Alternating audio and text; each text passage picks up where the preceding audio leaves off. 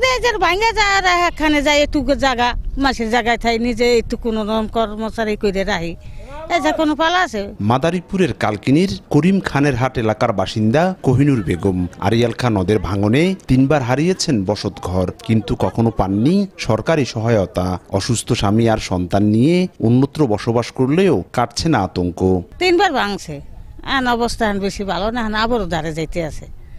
আমরা কিভাবে থাকতে পারি, আমরা একটু আমাকে সহযোগিতা করে। ভাঙনের হাত থেকে রক্ষা পাননি আন্ডারচরের চা দোকানি মন্টু ব্যাপারী, নতুন চর দৌলত খান এলাকার কৃষক নাসিরউদ্দিন আহমেদও। প্রতি বছর বর্ষায় পানি বাড়ার সঙ্গে সঙ্গে বাড়ে ভাঙন, ঘর বাড়ি হারিয়ে নিঃস্ব হচ্ছেন অনেক পরিবার। নদীতে বাড়িঘর ভেঙে যাইতে আছে, বাড়িঘর মানে কোথাকে রাস্তায় আশ্রয় নিতে আছে, কোথাকে জমি থাকলে জমিতে আশ্রয় নিতে আছে, এই অবস্থা আছে বর্তমানে।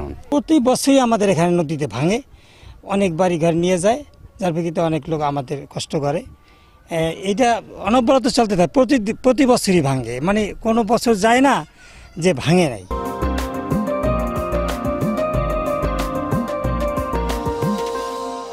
এরই মধ্যে বিলীন হয়েছে রাস্তাঘাট, ফসলি জমি, তবুও ভাঙন রোধে নেই দৃশ্যমান কার্যক্রম। ঝুঁকিতে রয়েছে ডাকঘর, সরকারি প্রাথমিক বিদ্যালয়, মসজিদ সহ বহু স্থাপনা।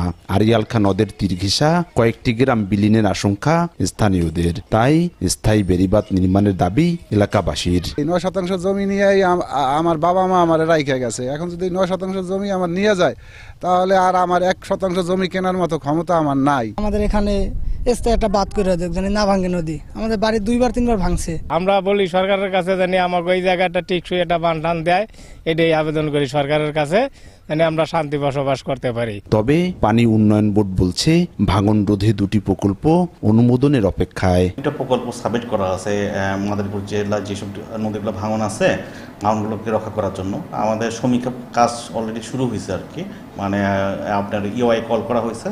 সমীক্ষা কাজ সম্পন্ন হওয়ার পরে প্রকল্পটা পরিকল্পনা কমিশন যথাযথ কর্তৃপক্ষের মাধ্যমে অনুমোদনের সাপেক্ষে আমরা কাজ বাস্তবায়ন করব। চলতি মৌসুমে কালকিনি উপজেলায় 4.5 কিলোমিটার এলাকা আড়িয়াল খাঁ নদের ভাঙনের শিকার হয়েছে। সঞ্জয় কর্মকার, অভিজিৎ, সময় সংবাদ, মাদারীপুর।